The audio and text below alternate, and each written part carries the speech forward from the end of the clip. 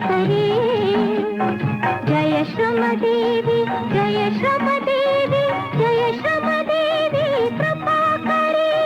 जय श्रमदेवी कृपा करे, जय श्रमदेवी कृपा करे. श्रोते हो, आकाशवाणी सिडनीच्या 98.5 मेगाहर्ट्झ रेडिओ 200 या केंद्रावर मी दीपक अवसरे आजच्या उद्योजक कार्यक्रमात आपले स्वागत करतो. उद्योजक मालिकेत आपण ऐकत होतो सिडनीमधील काही मराठी उद्योजकांचे अनुभव. या 3 वर्ष चाललेल्या मालिकेतील शेवटच्या कार्यक्रमात आज सहभागी होत आहेत लेफ्टनंट कर्नल सचिन टिळेकर. सर्वप्रथम सचिन, मी तुमचे आज या स्टुडिओत आणि कार्यक्रमात स्वागत करतो.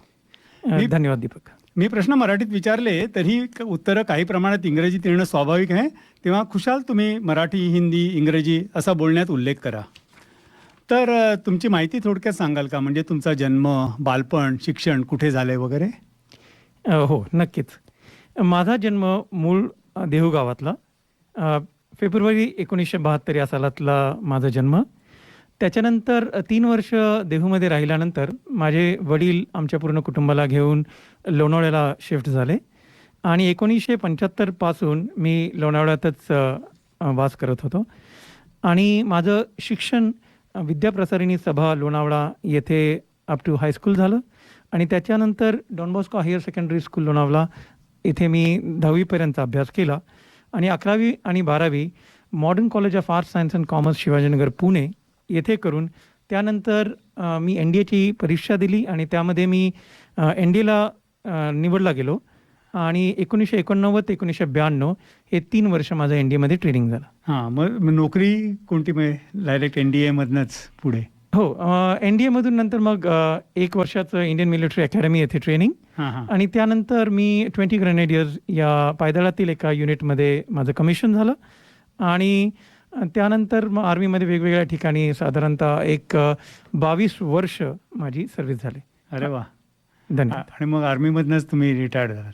हो, आर्मीमधून मी 2016 सालमध्ये स्वेच्छेने सेवानिवृत्ती घेतली आणि त्यानंतर 2017 या साली मी ऑस्ट्रेलियाला आलो आणि तेव्हापासून मी इथेच आहे. हां, मग ऑस्ट्रेलियात यायचं कसं ठरलं? ऑस्ट्रेलियामध्ये यायचं ठरलं तेव्हा म्हणजे त्याला एक छोटीशी कहाणी आहे की मी 2008 ते 2010 या 2 वर्षांसाठी मी पुण्यामध्ये पोस्टेड होतो. तेव्हा माझी पत्नी पल्लवी ही एका ओव्हरसीज इमिग्रेशन एजन्सीमध्ये स्टुडंट म्हणून स्टुडंट्सला गायडन्स करण्यासाठी काम करत होती. तिचे काही स्टुडंट्स आले होते आणि त्यामुळे मग आम्ही इकडे येण्याचा विचार केला. हां, मग इथे आल्यानंतर तुम्ही लॉजिस्टिकमध्येच काम करायला सुरुवात केली नाही का? हो, इथे आल्यानंतर मी लॉजिस्टिक्स हेच क्षेत्र निवडलं आणि त्यामध्ये मी DHL, UPS आणि ABB या 3 कंपन्यांमध्ये काम केलं. मग त्यानंतर तुम्ही उद्योगाकडे कसे वळलात? या 3 कंपन्यांमध्ये काम केल्यानंतर मला साधारणतः एक लॉजिस्टिक्स या क्षेत्रातील त्या मनाने चांगलीच ओळख झाली आणि मग याच क्षेत्राकडे मला वाटलं की मी वळावं आणि त्यामध्ये माझे जे गुरु आहेत त्यांच्याकडून मला मार्गदर्शन मिळालं आणि मग मी या क्षेत्राकडेच वळालो. आणि मग सुरुवात कशी केली? मी इथे ऑस्ट्रेलियात आल्यानंतर मी बिझनेसमध्ये कशी सुरुवात केली? हो, बिझनेसमध्ये सुरुवात करताना मग मी जसं म्हणतात की to learn from the lowest step in the ladder, त्यामध्ये मी इथे एक गाडी घेतली आणि ती गाडी घेऊन मी पूर्ण सिडनीमध्ये वेगवेगळ्या ठिकाणी लॉजिस्टिक्स इंडस्ट्री मी वेअरहाऊसिंगमधनं बघितली होती. तर मी वेअरहाऊसिंगच्या बाहेर कशी असते याचा साधारणतः फिरून पूर्ण अनुभव घेतला. बरेच कॉन्टॅक्ट्स निर्माण झाले आणि मग त्यानंतर मी या व्यवसायाकडे वळालो.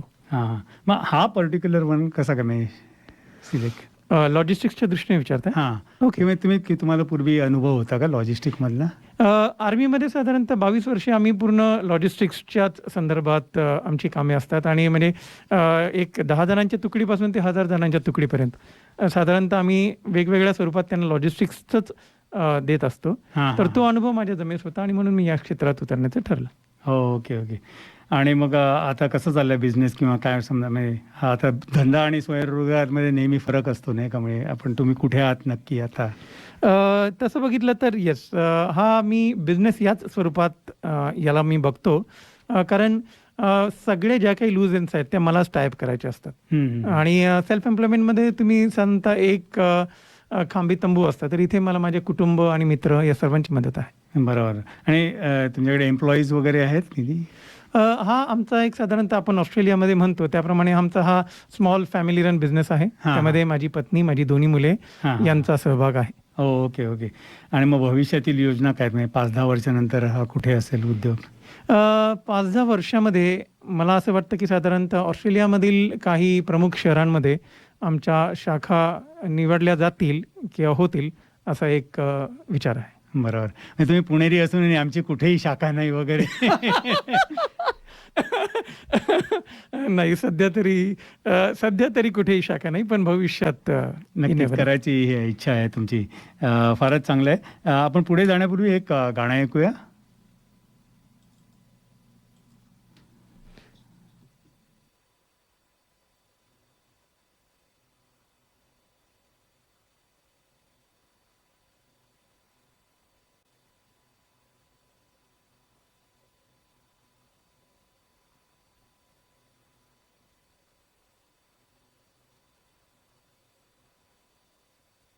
क्षमस्व, काहीतरी गाण्यामध्ये काहीतरी प्रॉब्लेम झालेला आहे.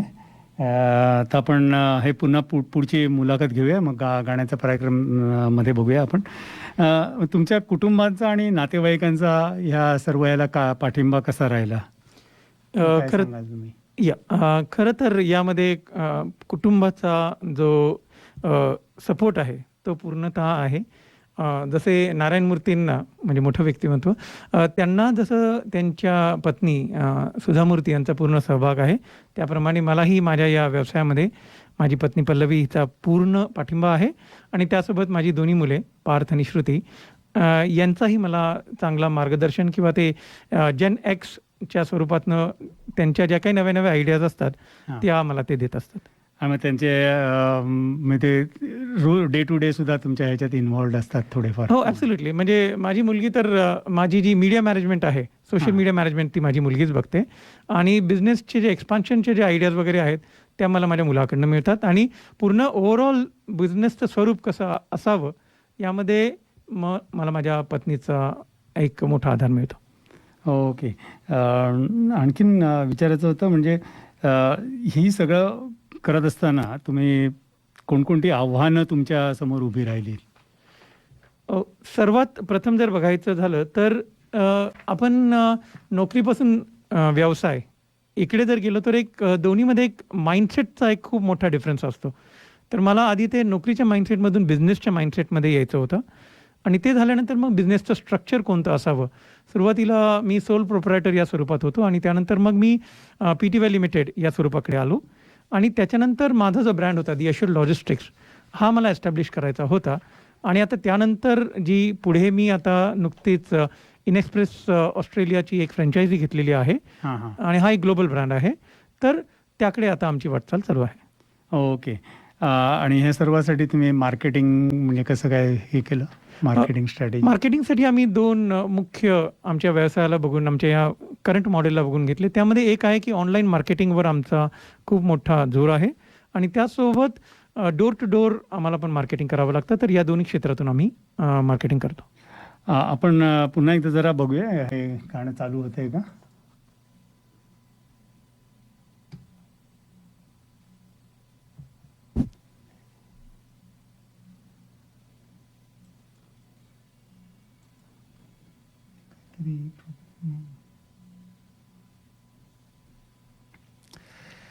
नाही, गाणी मला वाटतं आज कदाचित श्रोत्यांचं मला वाटतं फक्त गाण्याचं योग काही दिसत नाही. बरोबर.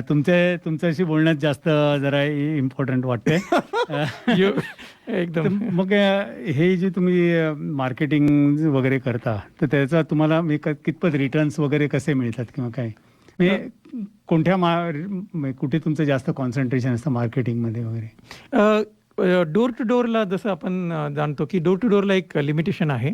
ऑनलाईन मार्केटिंगला त्या मनाने लिमिटेशन नसल्यामुळे ऑनलाईन मार्केटिंगवर जोर थोडासा जास्त आहे. पण ॲक्च्युली बिझनेस डोर टू डोरमधनं मिळतो. फायनली ऑनलाईनमधनं लीड आल्यानंतर सुद्धा फायनली त्या कस्टमरला पर्सनली जाऊन भेटावं लागतं. त्याच्यामुळे तो लूज अँड टाईप करण्यासाठी फायनली ते फेस टू फेस किंवा डोर टू डोर होतं. तर आपल्याला त्या दृष्टीने तिकडे ते बघता येतं. पण हे सगळं तुम्ही तुमची मुलगीच बघते की? ना तिच्याकडून मला फक्त ते मीडिया मॅनेजमेंटच्या दृष्टीने की कारण हे बरेच जे सध्याचे सोशल मीडियाज आहेत त्यातल्या बऱ्याच मला काही जाणकार म्हणजे ते जास्त काही माहिती नाही आहे, पण या जनरेशन एक्सला माहिती असल्यामुळे त्यांच्याकडून चांगला मला प्रतिसाद मिळतो. बरोबर. आणि त्यांना अगदी लहानपणापासूनच सवय असते, त्यामुळे त्यांना जास्त माहिती असते, नाही का? ॲब्सोल्युटली. म्हणजे इंस्टाग्रामचं मला काहीच कल्पना नव्हती. तिनेच सांगितलं मला की पप्पा हे असं इंस्टाग्राम असतं and all that stuff. Okay. आपण आणखीन एकदा प्रयत्न करूया गाणं लावायचा.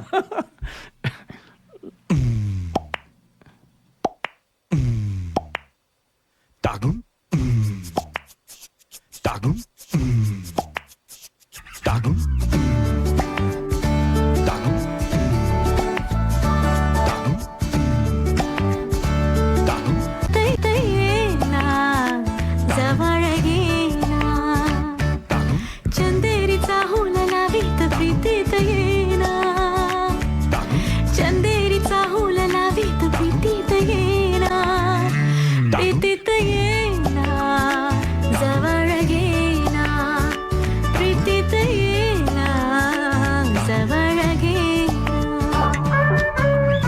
पुन्हा आपण आपल्या कार्यक्रमाकडे वळूया. तर ह्या सर्व कार्यक्रमामध्ये ह्या सर्व तुम्ही बिझनेस माइंडसेट म्हणजे कोणकोणती आव्हानं उभी याच्यात कोणकोणती आव्हानं उभी राहिली ह्याबद्दल तुम्ही काय सांगू शकाल? म्हणजे तुमची मार्केटिंग आपल्या बिझनेस माइंडसेट वगैरे तुम्ही कसा काय बनवला त्यासाठी? कारण बिझनेस आणि याला वेगळीच हे लागते, नाही का? करेक्ट. हां, अगदी बरोबर बोललात की बिझनेस माइंडसेट येण्यासाठी नोकरी म्हणजे एक जर नोकरदार माणूस असतो त्याला 9 to 5 जॉब हा आवडत असतो आणि 9च्या आधी आणि 5च्या नंतर जनरली त्याचा म्हणजे कुठल्याही प्रकारचं जॉबबद्दल विचार करण्याची प्रवृत्ती नसते. आणि मला साधारणतः नेहमीच काही ना काही कन्स्ट्रक्टिव्ह पब्लिक प्रोडक्टिव्ह करण्याची एक इच्छा आणि आवड आहे. त्यामुळे बिझनेस माइंडसेट डेव्हलप करण्यासाठी मला माझ्या याच गोष्टीचा खूप उपयोग झाला आणि त्यातनंच मी माझी एक साधारणतः की विचार करत करत की कुठला बिझनेस असावा, काय असावा आणि याबद्दल सारखा विचार केल्यानंतर एक साधारणतः बिझनेस माइंडसेट निर्माण झाला. आणि एकदा नोकरी करायची नाही हा विचार जर जेव्हा मी पक्का केला त्यानंतर automatically I had to focus complete my attention towards the business. हां. पण त्या बाबतीत तुम्हाला काही प्रॉब्लेम नाही आले तसे? हो, यामध्ये मी एक खरं तर एक म्हणजे आमच्या आर्मीतील एक गोष्ट सांगू इच्छितो की हां. आमच्या आर्मीमध्ये आम्ही म्हणतो की Wien ever the army moves it moves with 1 foot on the ground. म्हणजे एक पाय जमिनीवर आणि एक पाय जमिनीवर पूर्णतः रुतल्याशिवाय दुसरा पाय उचलला जात नाही, कारण त्यामुळे बॅलन्स साधता येत नाही, whether it be body or of 10 people or 1000 people. तर त्यामुळे आणि माझ्या वैयक्तिक जीवनात यामध्ये माझ्या पत्नीचा सहभाग मला असा मिळाला की ती फुल टाईम जॉब करते. She is an early childhood teacher. तर त्यामुळे तिचा जॉब एक परमनंट जॉब असल्यामुळे तो एक like 1 foot on the ground असल्यामुळे मी माझ्या बिझनेसच्या स्वरूपातून वेगवेगळ्या रिस्क किंवा या घेऊ शकतो. आणि त्याच्यामुळे मग मला जोपर्यंत हा माझा बिझनेस एक कसा मुव्हिंग ठेवून मग एकदा तो जम बसल्यावर then probably she can lift from her job and she can fully be with my business or she can completely leave the job. Correct. मग ही सगळी एक कसरतच आहे, नाही का? ॲब्सोल्युटली. म्हणजे एक तारेवरची कसरत म्हणतात. करेक्ट. आणि आर्मीमध्ये तर रोज वेगवेगळे चॅलेंजेस तुम्हाला फेस करायची सवय असल्यामुळे काही तसा प्रॉब्लेम येऊ नये. ॲब्सोल्युटली. म्हणजे हे 22 म्हणजे ऑलमोस्ट 26 वर्षाचं जे आर्मीची जी लाईफ होती इन्क्लुडिंग द एनडीए ट्रेनिंग त्याचाच मला एक साधारणतः या माझ्या वैयक्तिक जीवनामध्ये खूप लाभ होत आहे. आणि एक जे व्यक्तित्व आणि व्यक्तिमत्व हे गेल्या 26 वर्षात जे घडलं असावं त्याचाच मला खूप इथे उपयोग होत आहे. बरोबर. बरेचदा मराठी माणसं हवा तसा तेवढा प्रतिसाद देत नाही बिझनेसमनसाठी, असं तुमचं काय मत आहे याबाबत? I completely disagree. रादर आम्ही म्हणतो ना, I beg to disagree. Absolutely. यामध्ये मला खरं तर मराठी लोकांचा चांगलाच सहभाग मिळालेला आहे. मी इथे उल्लेख करू इच्छितो ते म्हणजे श्री मिलिंद कुलकर्णी आणि श्री मिलिंद मेळेकर यांनी जे ऑस्ट्रेलियन उद्योजक नावाचा जो एक म्हणता येईल एक छोटीशी अशी संस्था जी सुरू केली आहे, त्यामुळे मराठी उद्योजकांना त्याचा खूपच चांगला लाभ होत आहे. आणि मी त्यामध्ये जाऊ शकलो, त्यामुळे मला त्यांच्याकडून मार्गदर्शन मिळालं. आणि इतरही व्यावसायिकांचं मला खूपच चांगलं मार्गदर्शन यामध्ये मिळालेलं आहे, कारण मी नवा होतो व्यवसायामध्ये आणि ही मुरलेली माणसं होती आणि त्यांनी मला पदोपदी चांगलंच गायडन्स दिलेलं आहे. बरोबर. आणि त्याने मी तुम्ही फायदा झाला हे ऐकून आम्हाला पण बरं वाटलं. ते मी कोणत्या टाईपचा झाला फायदा, म्हणजे एन्करेजिंग, गायडन्स, सपोर्ट की एक तर सुरुवातीला की आमच्या ज्या ऑस्ट्रेलियन उद्योजक या ग्रुप्सच्या ज्या मीटिंग वगैरे होत असत त्यामध्ये एक की concentrate completely on the business, म्हणजे व्यावसायिकाने व्यवसायाबद्दलच नेहमी विचार करावा. म्हणजे you cannot have two things की अर्धा व्यवसाय आणि अर्धी नोकरी असं करून चालत नाही. हा एक महत्त्वाचा मला संदेश त्या ग्रुप मिटिंग्समधून मिळाला आणि मी ठरवलंच होतं की करीन तर फुल फ्लेज बिझनेसच करीन. बरोबर. त्यामुळे मग तो जो जोम मिळाला त्याचाच मला पुढे मग अजून फायदा झाला. हो, ओके. मग तुमचे ग्राहक कोण आहेत, म्हणजे मराठी, भारतीय की सगळ्या प्रकारचे? लॉजिस्टिक्स इंडस्ट्री अशी बघितली आपण तर यू विल ॲग्री की हा एका क्षेत्रापुरता असा मर्यादित विषय राहू शकत नाही. It's a global kind of a concept. Correct. त्यामुळे ग्राहक जे आहेत ते मराठी आहेत, हिंदी आहेत आणि इंडियन आहेत आणि फॉर दॅट मॅटर एशियन और for that matter even global citizens आहेत. म्हणजे आता लॉजिस्टिक म्हणजे तुम्ही नक्की काय काय प्रमाणात काय करता? इट इज लाईक हे जे माझं मॉडेल आहे यामध्ये जे स्मॉल, मीडियम आणि लार्ज स्केल बिझनेसेस आहेत ज्यांना त्यांच्या वेअरहाऊस कंपनी ऑब्लिक ऑफिसेसमध्ये सामानाची जिथे ने-आण होते की काही सामान येतं, ते प्रोसेस होतं आणि जातं, तर यामध्ये मग माझं बिझनेस मॉडेल मी तिथे बसवतो आणि मार्केटमधील असणारे सगळ्यात जे उत्तम जे होलसेल रेट्स आहेत, कारण finally it has to go out, it has to come in, get process and go out. या प्रोसेसिंग म्हणजे गेटिंग इन आणि गोईंग आउटमध्ये जो ट्रान्सपोर्टेशन कॉस्ट आहे त्यामध्ये मी सर्वांना होलसेल रेट्स देतो. त्याच्यामुळे it's win win for them also and for me also. Courier आणि ह्याच्यात काय फरक आहे असं म्हणजे? हो, आमच्या या कंपनीमधून आम्हाला I can give them a choice of almost 20 different service providers, DHL, toll, TNT, name, आणि ते आमच्याकडे आहेत. आणि मग त्यांचा जो रिटेल रेट असतो जो नॉर्मल एका व्यावसायिकाला मिळू शकतो, आम्ही त्यामध्ये डिस्काउंट देऊन होलसेल रेट देतो. त्याच्यामुळे म्हणजे $10ला एक समजा पॅकेज जात असेल कोणाचं, I could give it for as low as maybe $7. तर प्रत्येक पॅकेजमध्ये maybe $3 and if it is $100 pallet maybe they'll save up to maybe $25-30 depending on the distance. मग तुमची ही सर्व्हिस आहे ती कोणी सामान्य माणूस पण वापरू शकतो का? म्हणजे मला समजा भारतात काही पाठवायचं सामान आहे की? ॲब्सोल्युटली, सामान्य माणूसही पाठवू शकतो provided he gives a certification that यामध्ये like there are no dangerous goods that are going in all the stuff. पण मी जे काय कुरिअरने DHLचं पॅकेटातनं पाठवू शकतो, मला डबा, मला काय मिठाई पाठवायची असली कुठनं किंवा भारतातनं इकडे आणायची असली तर ॲब्सोल्युटली इथून we can send goods to more than 200 countries across the globe आणि भारतातून कुठल्याही क्षेत्रातून इथे आणू शकतो. No problems at all. हां, मग ते सगळं कस्टम्स क्लिअरन्स वगैरे ते तुम्ही बघता की? Absolutely, I mean that will be taken care of. हां. मग ह्याच्याबद्दल ह्या सगळ्या व्यवसायात तुम्हाला कॉम्पिटिशन फ्रॉम अदर्स, इतरांकडून स्पर्धा किंवा चुरस कशी वाटली? स्पर्धा आहे, ॲब्सोल्युटली आहे, कारण देर आर कॉम्पिटिटर्स, पण एक healthy kind of a competition आहे आणि हेल्दी कॉम्पिटिशनच आवडते. कारण हेल्दी कॉम्पिटिशन जर नसेल तर मग म्हणजे they won't be kind of life. बरोबर. देर हॅज टू बी. बरोबर. नाही, मागे कोणतरी एकदा म्हणाले की मी फुटबॉलच्या ह्याच्यावरती मी नुसते गोलमध्ये बॉल मारत राहिलो तर समोर कोणी अडवणार असतं तर मजा नाही. करेक्ट. आणि मग हे कॉम्पिटिशन, स्पर्धा आणि सहाय्य, कोलॅबरेशन आणि कॉम्पिटिशन, याबद्दल तुम्ही काय म्हणाल? कोलॅबरेशन वगैरे पण करता येतं तुम्ही? Yes, I mean we are looking at both, कारण we are looking at even collaboration, कारण जेव्हा आमचा हा बिझनेस नेक्स्ट लेवलला जाईल तेव्हा certainly we will look for collaborations and currently we are looking for maybe cooperation from जे काही आपले बांधव आहेत त्यांच्याकडनं जितकं जास्त कोऑपरेशन मिळेल to take it, so that माझी इच्छा आहे की प्रत्येक भारतीय माणसाने प्रगती करावी. बरोबर. आणि त्या प्रगतीमध्ये म्हणजे सर्व म्हणजे एकमेका सहाय्य करू अवघे धरू सुपंथ या न्यायाने सर्वांना म्हणजे one for all and all for one, it should be that way. बरं.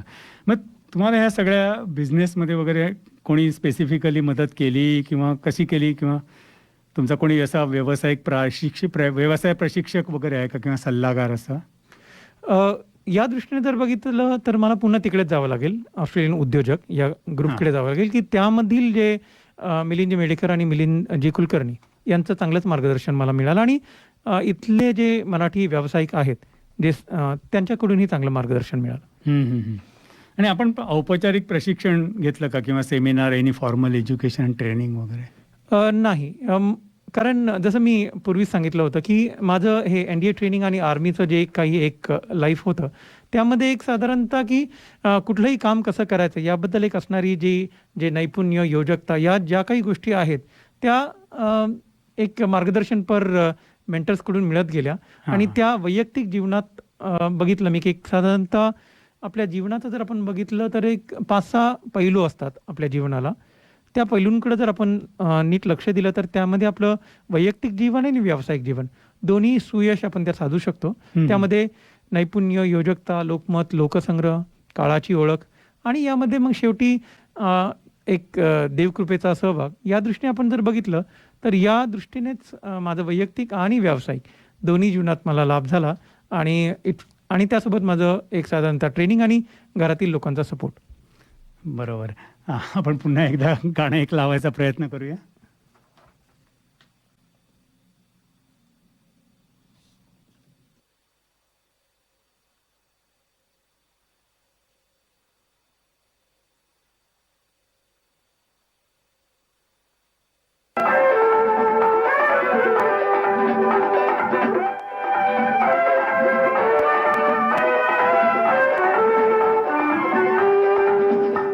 ही चाल तुरु तुरु उडती केस भुरु भुरु डाव्या डोळ्यावर बट ढळली जशी मावळत्या उन्हात केवड्याच्या बनात नागिण सळसळली. ही चाल तुरु तुरु उडती केस भुरु भुरु डाव्या डोळ्यावर बट ढळली जशी मावळत्या उन्हात केवड्याच्या बनात नागिण सळसळली.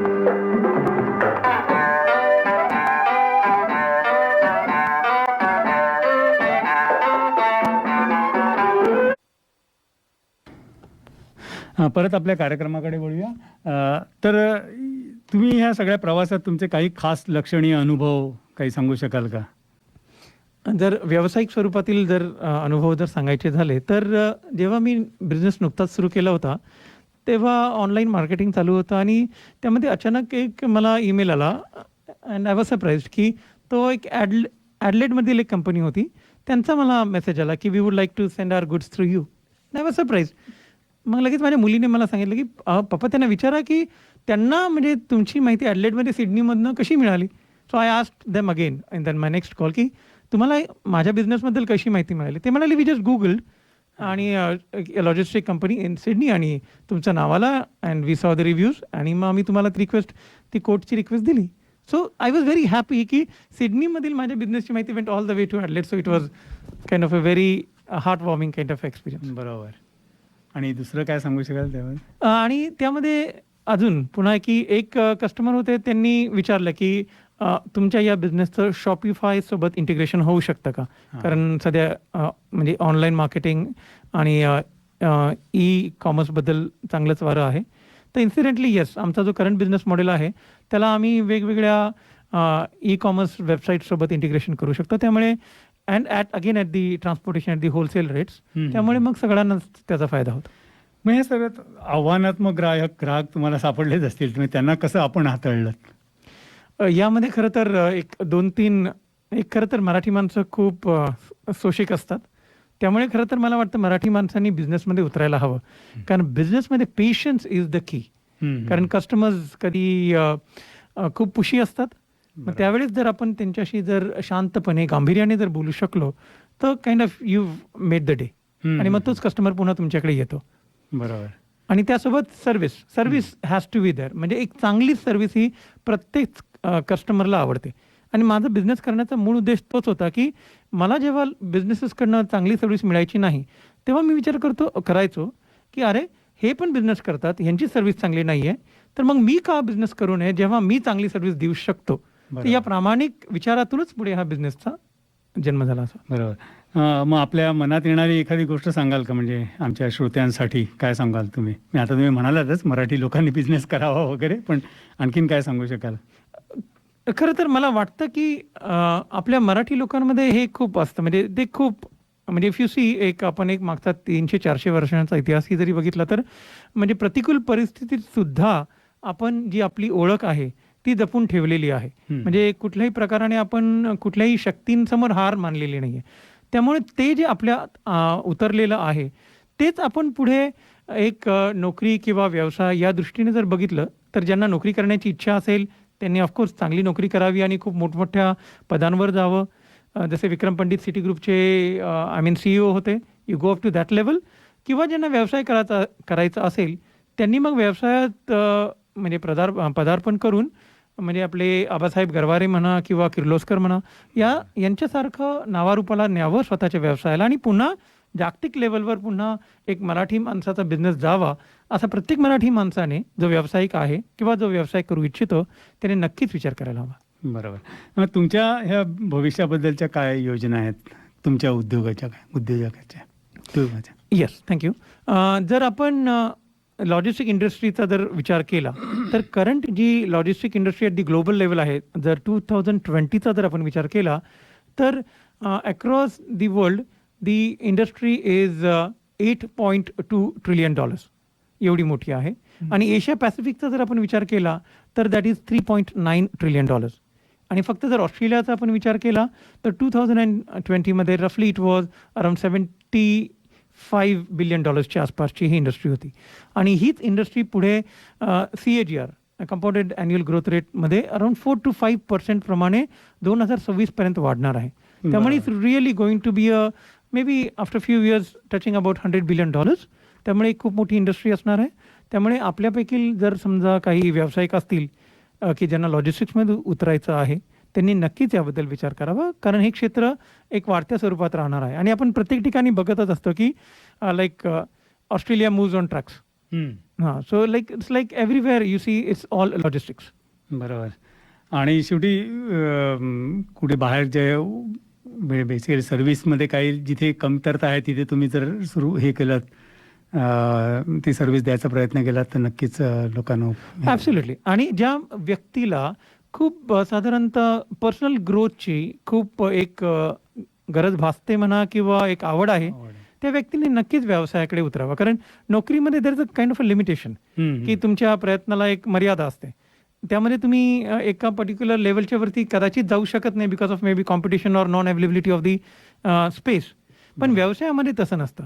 म्हणजे तुम्ही छोटा म्हणजे आजच मी लिंक्डइनवर एक पोस्ट शेअर केली की जे मोठे व्यवसाय झालेले आहेत, name it, Google, Amazon, Microsoft, Dell, त्यातील बहुतेक एका गॅरेजपासून सुरू झालेले आहेत. बरोबर. आणि तिथून ते आता they become $1 trillion industry. So आपण मराठी माणसाने तिकडे जाऊन I will really happy to have a Marathi माणूस on the $1 trillion kind of concept. बरोबर. तसे बिलियनर्समध्ये आहेत काही. पण तुम्ही इतरांना काय मार्गदर्शन कराल आमच्या श्रोत्यांना, म्हणजे संदेश किंवा सल्ला काय द्याल जाता जाता थोडक्यात? मी सांगू इच्छितो की सगळ्यात प्रथम मी सांगू शकतो की मराठी माणसाने नक्कीच व्यवसायात उतरायला हवं, कारण त्याच्यामध्ये ते चिकाटी असते, धाडस असतं आणि एक कौटुंबिक जिव्हाळ्याचा एक विषय असतो आणि प्रामाणिकपणा असतो आणि कष्ट करण्याची खूप तयारी असते. त्यामुळे नक्कीच त्याने त्यात उतरायला हवं. आणि त्यासोबत जर त्याने जसे मी इंटरव्ह्यूमध्ये सुरुवातीला सांगितलं होतं की आपल्या वैयक्तिक जीवनाला एक षडांगाने परिपूर्ण असं एक जीवन असतं, ज्यामध्ये आपण नैपुण्य, योजकता, लोकमत, लोकसंग्रह आणि काळाची ओळख आणि त्यासोबत एक देवकृपेचा विषय याकडे जर बघितलं तर प्रत्येक मराठी माणसाला हा विषय कुठे ना कुठेतरी एक स्पर्श करून गेलेला असतो. म्हणजे त्याला कामामध्ये नैपुण्य असतं किंवा घरकामात योजकता असते. तर that Google, play Vivo on Netflix on the TV.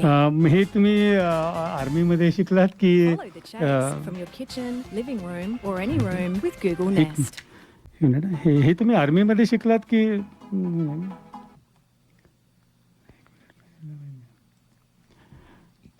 येत नाही ऐकू. हॅलो. नाही, हे तुम्ही आर्मीमध्ये शिकलात की ते आर्मीमध्ये पण काहीतरी होतं ना असं? हो येस, आर्मीमध्ये जे आहे that is we call it as ABCRL. That is it's an acronym. ABCRL is for accuracy, brevity, clarity, relevance and logic. म्हणजे कुठलंही काम करताना आर्मीमध्ये आम्ही या 5 गोष्टींचा नेहमी विचार करतो. It has to be accurate, it has to be brief but impactful, आणि क्लॅरिटी, तुमच्या डोक्यात clarity, it has to be clarity of thought, and relevance, it has to be relevant to the current time, आणि शेवटी logic, everything has to be done logically. So ABCRL, accuracy, brevity, clarity, relevance, logic. बरोबर. मग हे आता तुम्ही षडांग म्हणाला, त्याचा तुमच्या ह्याच्यात कसा काय उपयोग करता तुम्ही? म्हणजे ओके, षडांगांचा जर विचार केला आपण तर सुरुवातीला सर्वप्रथम नैपुण्य, हां. म्हणजे काम करताना, व्यवसायातील काम करताना तुमच्याकडे नैपुण्य हवं. ज्या क्षेत्रात तुम्हाला जायचं आहे त्यामध्ये तुम्ही नैपुण्य हस्तगत करायला हवं.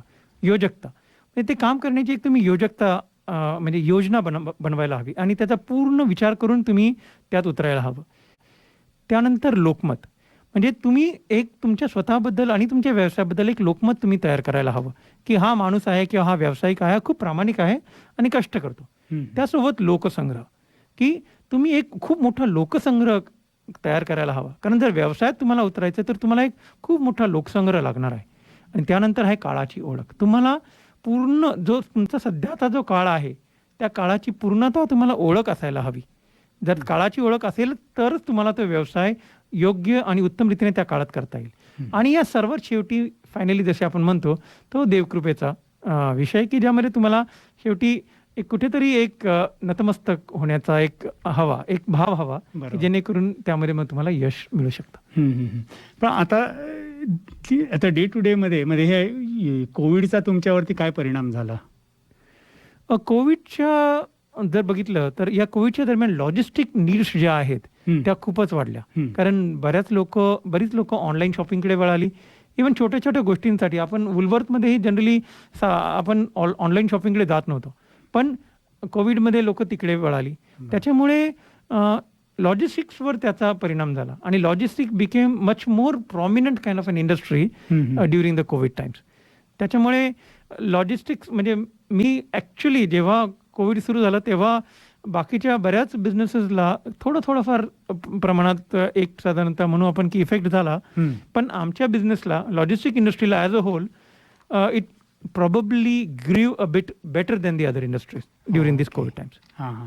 आणि मग मध्यंतरी ते सुएज कॅनलमध्ये ते हे झालं होतं, त्याचा काही इफेक्ट तुमच्यावरती डायरेक्टली झाला का तुमचा?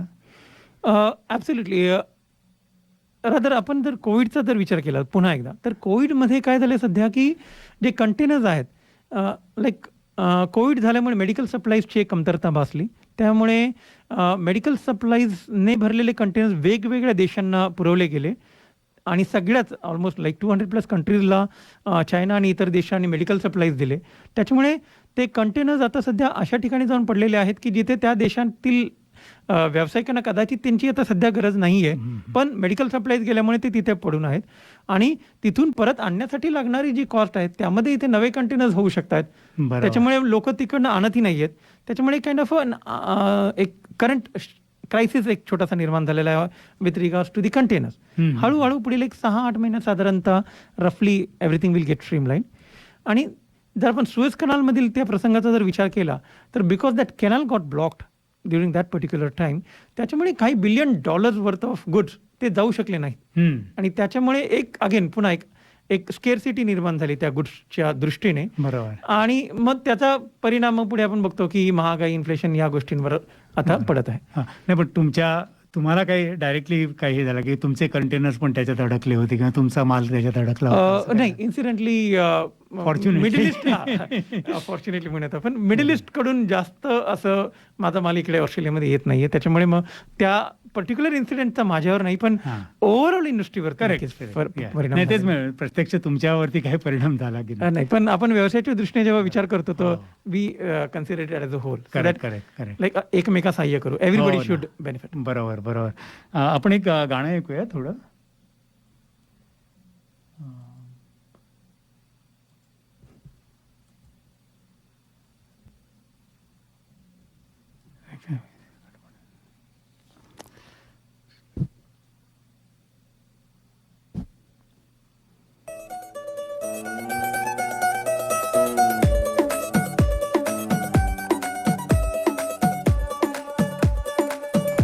नवराई माझी लाडाची ग आवड हिला चंद्राची ग.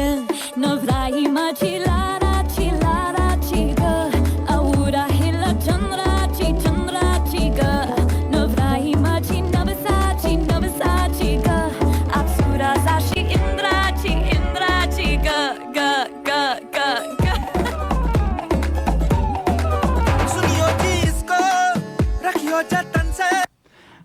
तर तुम्हाला काही आणि थोडंसं सांगायचं आहे असं म्हणालात तुम्ही, तर तुम्ही काय संदेश सांगत होता? ओके.